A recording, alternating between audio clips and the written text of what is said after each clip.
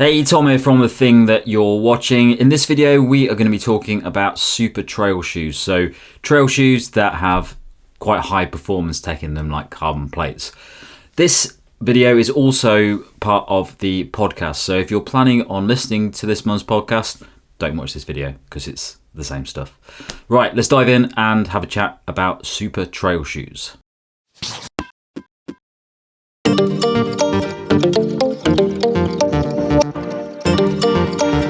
Okay guys, so we are talking super trail shoes, a type of shoe that's come about over the past couple of years, which to be honest, I'm not 100% sure on the classification of it, but hopefully we'll be able to shed some light on it here. Let's just kick off. Nick, you seem to be the man who talks about these more than anyone else. What is a super trail shoe? Well, I've just tested a lot of them this year. So you just like putting super in front of loads of different words, don't Super's you? a good word. It's a good word. I mean, it's the same way, like, super trainers, super shoes. Everyone knows what those are now, like the Vaporfly, all that. Carbon plate shoes, soft bouncy midsole foams for the road. Super trainers use a bit of that in training shoes. Super trail shoes use some of that tech for the trail. So we're talking carbon plates, midsole foams that are bouncy, high stack, unusually soft for trail shoes, and they get trailified, these things. So the carbon plate might be forked, it might be a bit more flexible, it might be dual plates like in the Hokers, and the midsole foam will be bouncy, but it will be contained because we bounce all over the place on uneven ground and you're coming down a mountain. So it's basically elements of that become very popular in road shoes that have been adapted for trail racing shoes, which also means they can then stick a massive price tag on them equivalent to the road shoes, which again is unusual for trail shoes, which I don't know, as far as I could ever tell, they're always reasonably cheap compared to the top road shoes.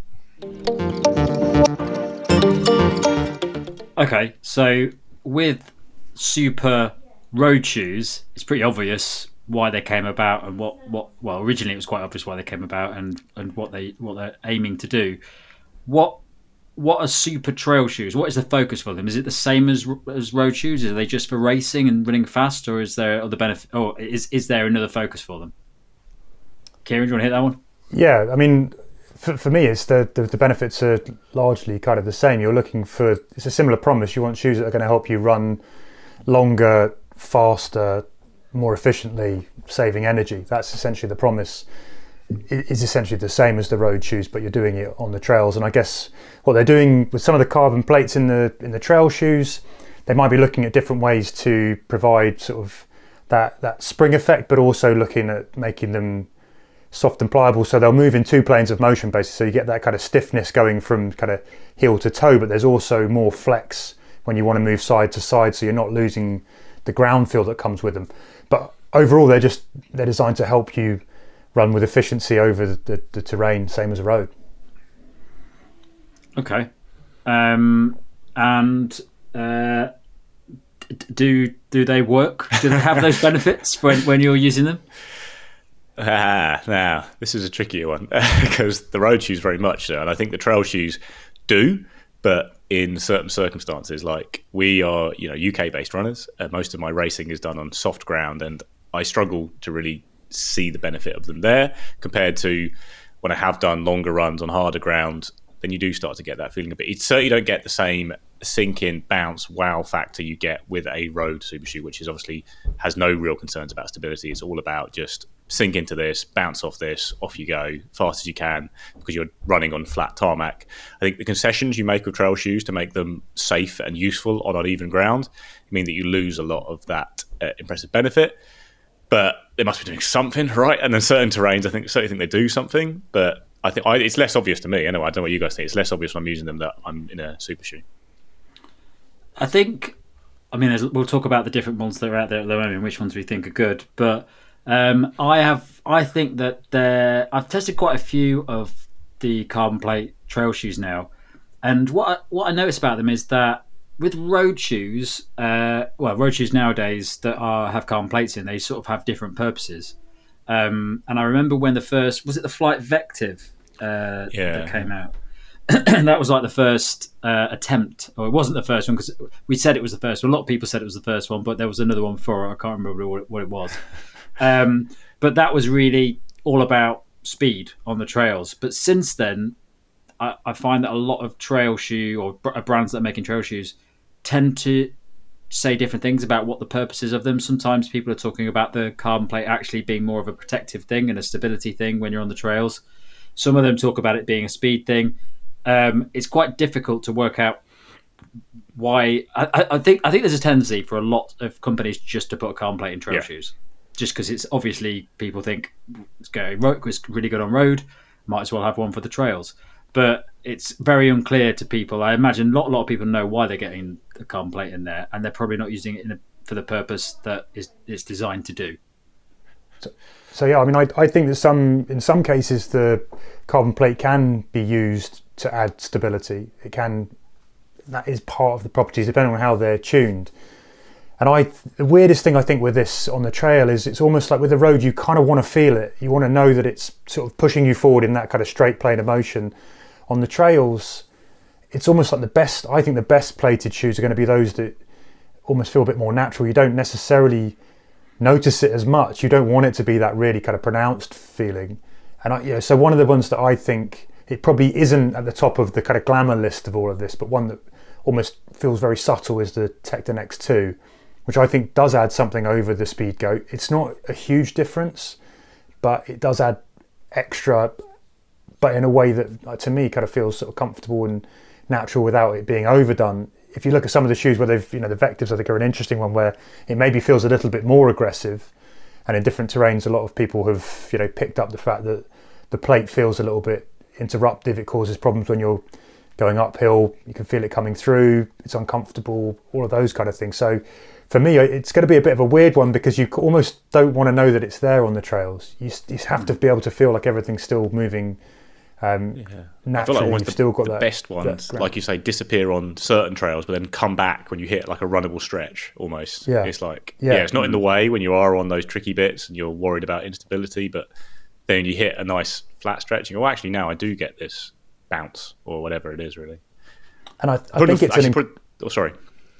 I was just going to say, I think the difference as well for the trail shoe manufacturers is it's probably a much harder remit to try and pull this off. There's so many different parts to consider to actually get it right.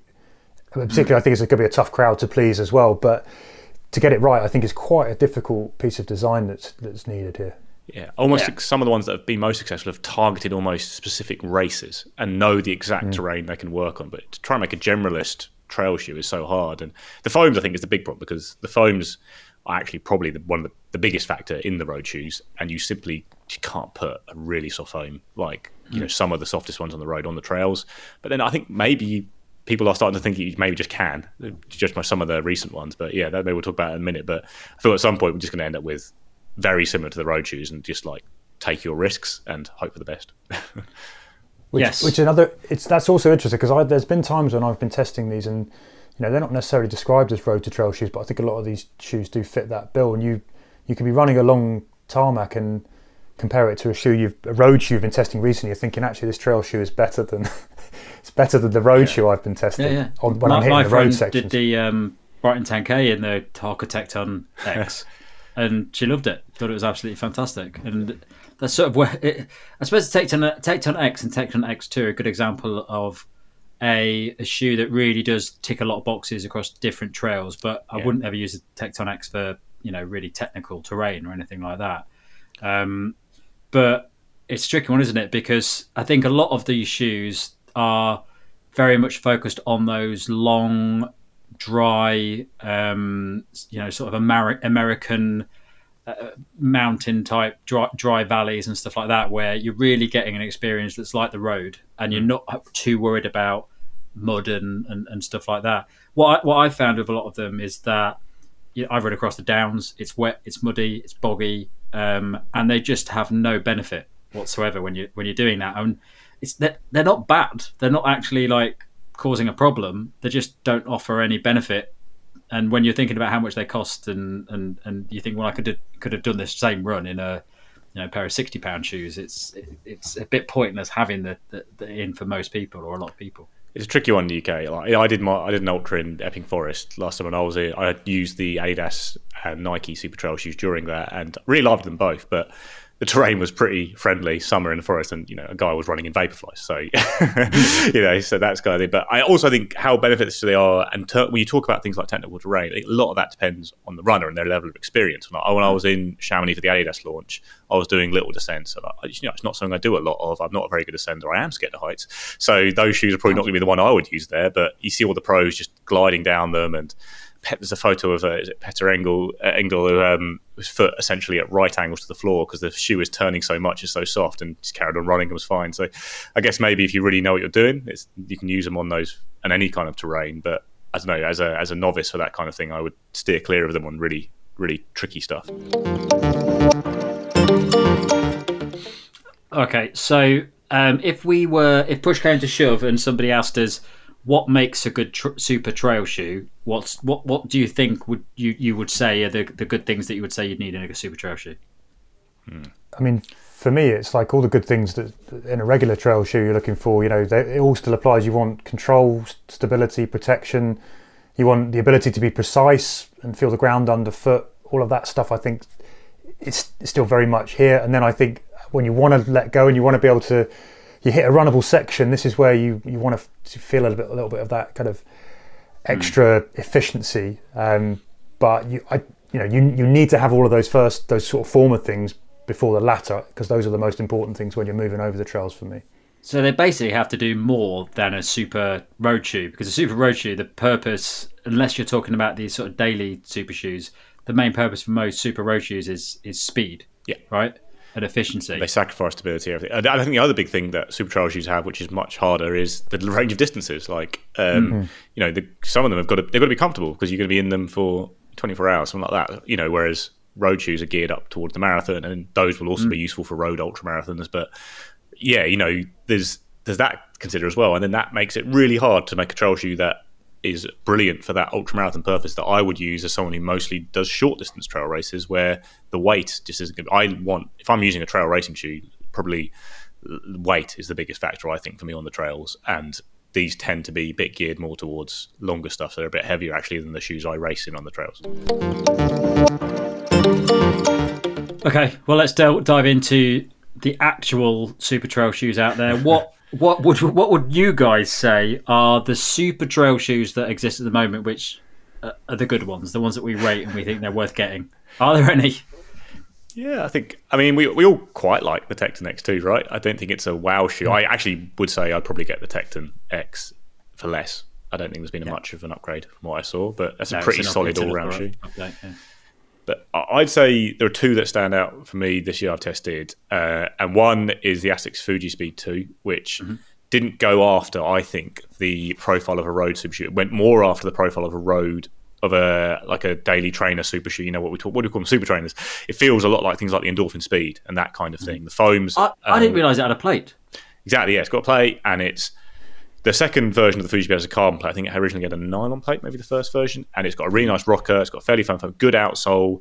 I wouldn't use it potentially now in the forest, but could use it throughout autumn, even when it was quite muddy. And it's a lot cheaper than that's the thing. It's priced like a super trail, so it's $160 instead of 160 quid, instead of 250.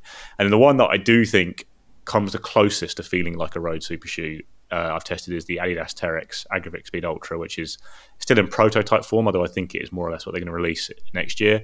And the reason it feels like a road super shoe is they've made the fewest concessions to the trails, in that they've got a huge stack of Light Strike Pro foam, got the energy rods in there that are plastic, so they're a little bit more pliable, and a really aggressive rocker. And it doesn't look a lot like a trail shoe. It's got a decent continental rubber outsole, but they've just gone, you can run in this on the trails.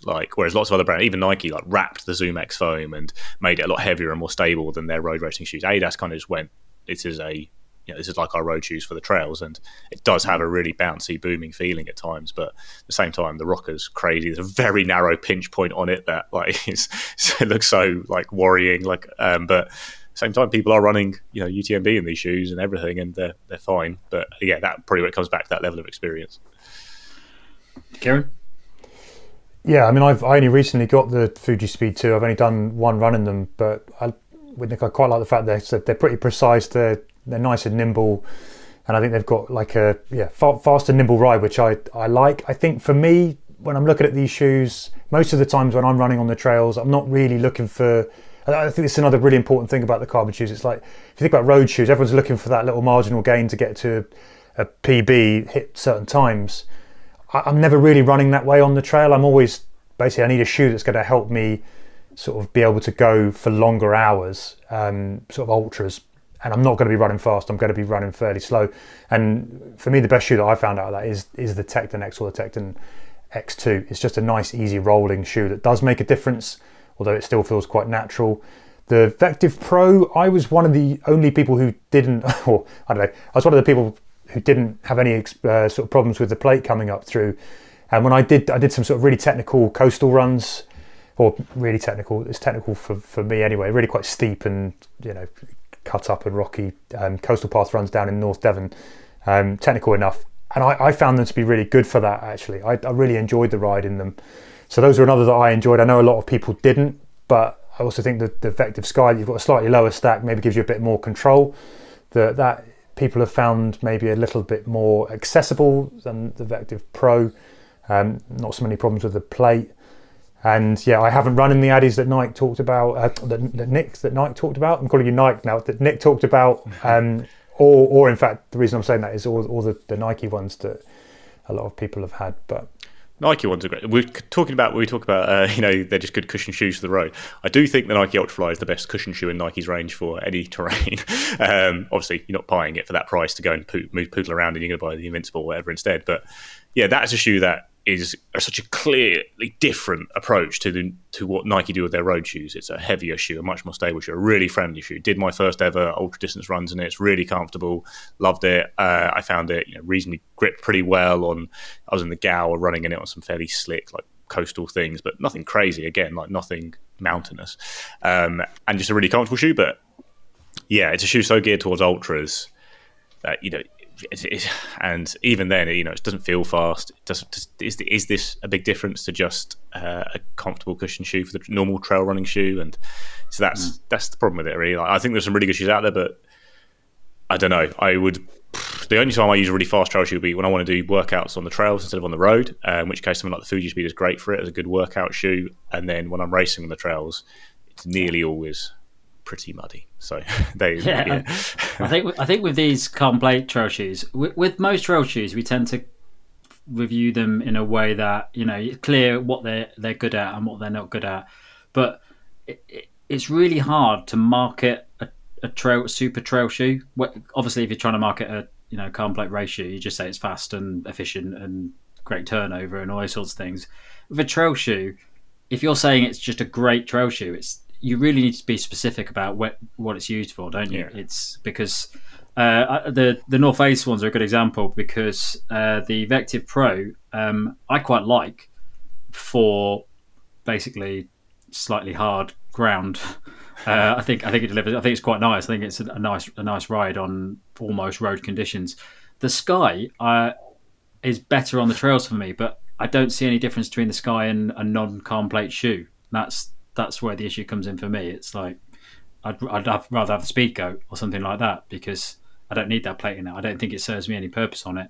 And obviously it makes it quite a bit more expensive. If you look at something like the Saucony Endorphin Edge, when that came out, that was £200, I think, when that came out. Mm-hmm. And I remember taking it out of the Downs and thinking, I don't notice any difference at all with this and some of the other trail shoes I've got that are like £120.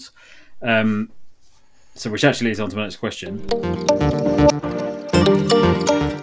Are they worth the money?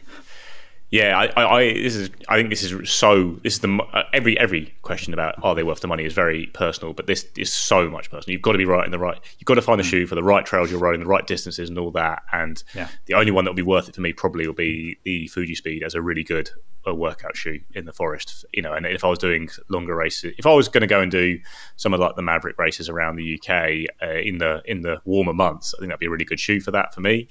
But even then, it's a push. So not for me. But that's that's the personal thing. If you are doing these Western States style terrain races, then I think there's probably quite a lot to them that would make potentially start looking at that price tag. But I suppose if you look at the spectrum of users across road shoes, obviously carbon super shoes are actually a lot more applicable to more people. Obviously, there are people who do marathons who wear, Adidas Ultra Boost 22 and stuff like that. They're not bothered about running the marginal gains. But there are a lot more people that are worried about marginal gains, like Kieran was saying. But when you go to trails, that shifts quite a lot. Whereas people really focus more on comfort as opposed to sort of those marginal gains that you're getting. And also there's like durability issues and stuff like that as well. You want a trail shoe that's going to be comfy, last you a long time, and just make support you when you're out on the run. They're a very niche thing to market. I think it's probably quite difficult to sell a carbon plate trail shoe to people. Kieran, you've done a lot of ultras around the world. Is there any Dolomites, say, for example, when you're doing your Dolomites run, the really long one, you going, I really want to make sure I have a carbon shoe on for that, or what are you thinking about really? I wouldn't really, to be honest. I'm almost like the opposite. I think that for that, for me, obviously, I'm running it. I'm not racing it. It's going to take me 27 hours. The winners will finish it in 14. I just need a shoe that's basically going to help, support my feet in comfort and help me pick my way along the trails. I'm not thinking about seconds and minutes. I'm just thinking about moving in consistent comfort. And if you can get some efficiency, excellent. Can they cope with all the lumps and bumps?